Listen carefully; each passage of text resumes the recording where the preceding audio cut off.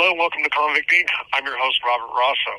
So, I want to talk tonight about the whole thing with me as far as addiction, recovery while I'm in here, and plans or intentions while released. And although I've talked about these subjects quite a bit here since I've been in, like I said, this has kind of been like a audio journal in one way. But it dawned on me yesterday, the day before, whatever, when I was talking about the fact that I've been sober since I've been in here. And it came to me like why and how much easier it's been. First of all, people that don't know, I'm currently incarcerated for violation of supervised release based on dirty urines. I have 14 months to do. I'm sorry, that's not true. I got sentenced to 14 months, and I'll be out no later than December, no matter which way it goes. Anyway, when I got locked up, the first couple weeks, I spoke on here about the fact that I was trying to use the time to kind of find myself. There was a live that I did a couple weeks before I got locked up, in which I was reading some of the stuff from the past that I'd written while I was sober, or started while I'm sober back in 2007. And when reading it, it really hurt because I didn't even recognize that person. And when I did something the other day, or was it yesterday? I forgot, but I was talking about the amount of drugs that are in prisons. It dawned on me, like, why has it been so easy? I'm over 70 days right now. I'm the fourth was 60 days. So it's like with the amount, and I'm around so much more here than I wasn't on the street. And it's like everybody, I don't want to get into it. It's there's so many people that are under the influence. And here's what this comes down to. I found the old me again, meaning how I got sober back in 2007 when I really buckled down and decided to make that change. I got addicted to writing. And really that's what's happened again. And it just dawned on me, and that's what I've been able to do. That's why there's been 3 times when it was pretty close, I think it was 3 times total. But that's what I've been able to focus on. I started writing, I've been in the process of writing a book, and I actually took the advice of Stephen King, who wrote a book about how to write a book.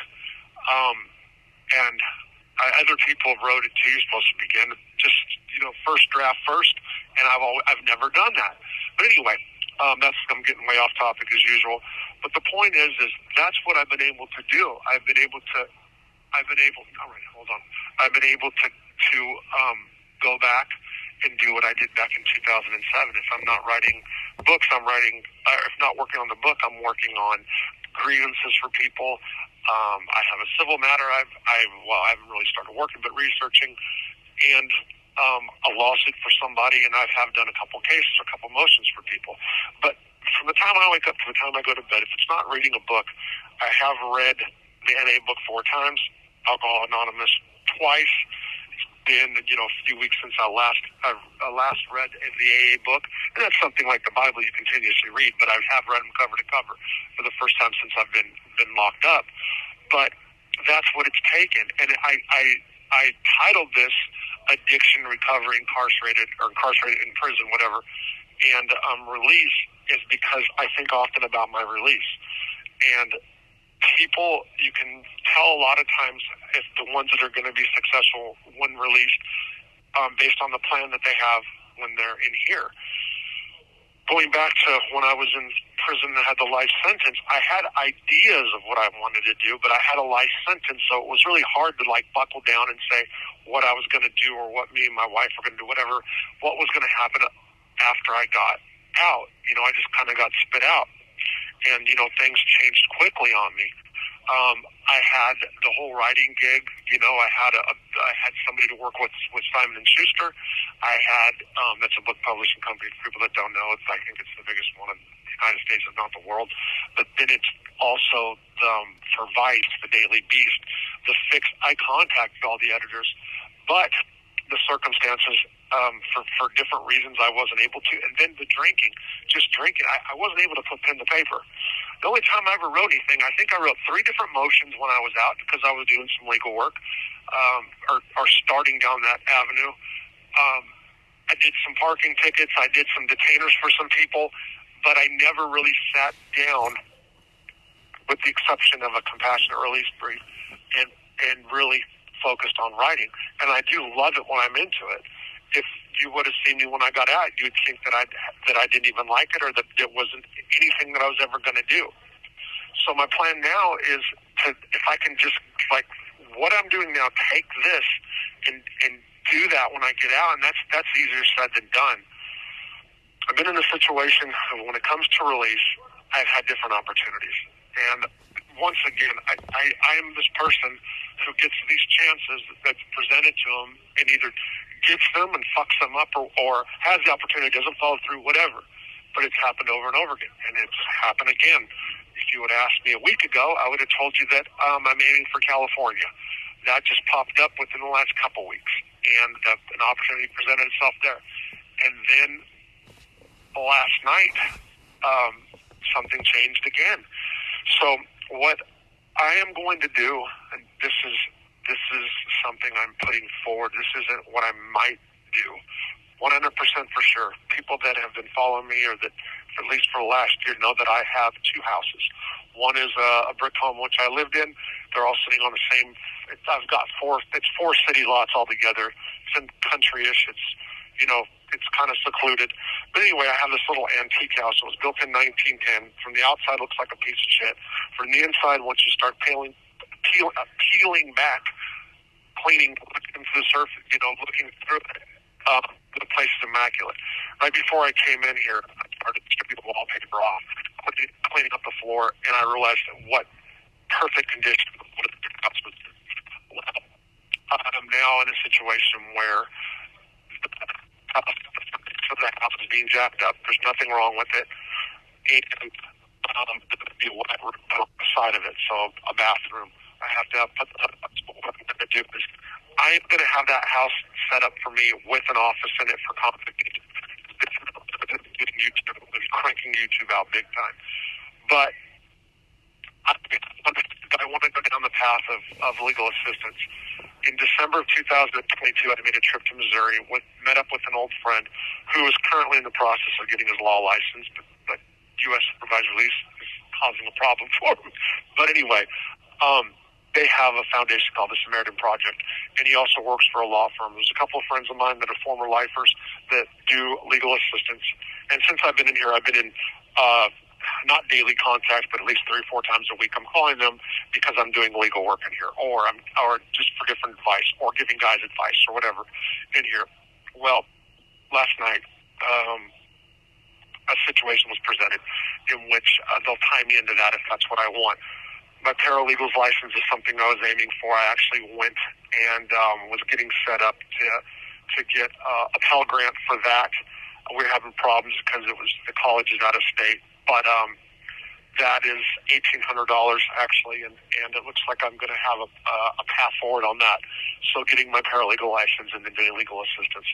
But what I've been able to do this time, and this is something I'm thankful for, is try to find me again. And I said this numerous times now since I've been here, and that's the avenue I'm hoping to take as far as drugs and drug addiction. Oh, by the way, Chief District of the United States District Court out of the Eastern District of Illinois St. Louis Division, Chief Justice Nancy Ronstein.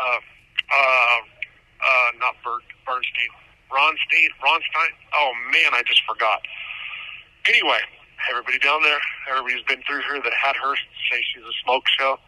I don't say that in a bad way. I mean, she's beautiful, by the way. And she made a comment to somebody that's in here right now, within the last month. Guys, same thing. By the way, most guys in here, supervised release violations, all dirty urine. So you've got a situation where a bunch of addicts in here around just institutions that are flooded with drugs. And that's not just here. That's everywhere. But to Chief Justice Ronstein, I think it is. Oh, God, I forgot. I'm sorry to be the bearer of bad news, but the Federal Bureau of Prisons is absolutely flooded with drugs. You made a comment that you hoped that the person you violated would go in here, and that you hoped that there wasn't much drugs. Sorry to be the bearer of bad news. In fact, you know what? One of the policies in a policy over and over again, and this is in 5, 6 institutions that I know of. What they're doing is when guys get dirty urines, they're not even booking them for them. If it's for opiates, they're putting them on the MAP program, which is medically assistance program, I think, MAP. That's Suboxone. So they're putting them on legal drugs. If you get hit for like methamphetamine, you don't go to the hole. Because this is my theory, they don't want the outside to know. They don't want judges to know. They don't want lawmakers to know. There's too much. They're bogged down with it. War on drugs has always been a joke, but it's totally dead and over. And what you have now is just a system of nothing but drugs. Give you an example about my former roommate who was put on a 14-month violation and did his last 60-something days in here. Spent this time what he would consider wisely. That is, he came to this institution, he had $200. Left here with $14,000. 2 months. Contraband. Cigarettes actually is the bigger money. Contraband. That's how people use their time wisely in prison. And can you blame them? What else are you going to do? Not everybody can take off riding or find enjoyment in riding or riding as a means to stay sober. I was really big back in the day. I was quoted in New York Magazine, as a matter of fact, as saying that I write to stay sober, and it's actually been true this time. I hope to God that's the way it works, and I know when I get out, my first day means a lot. And if I don't hit a meeting the first day, then I'm a jackass. But having the situation as far as living, the house is going to be set up for me so I can live in there rent-free and have the mortgage paid off by the renters.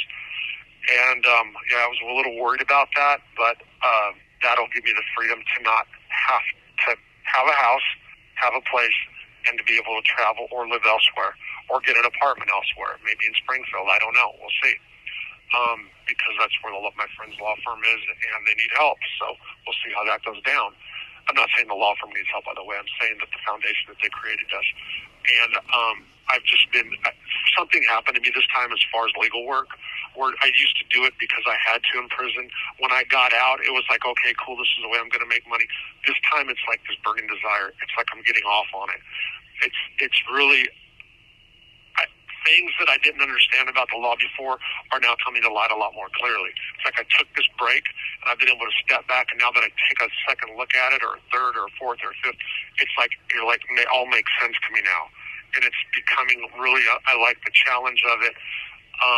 When I'd write motions before, I took advantage of being a pro se litigant, and that means that the courts will allow you have 1 minute remaining. That are not well versed in a lot of kind of like not cold case law, and this time I've taken advantage. And this time I'm actually writing it as if I was a professional, I guess you'd say.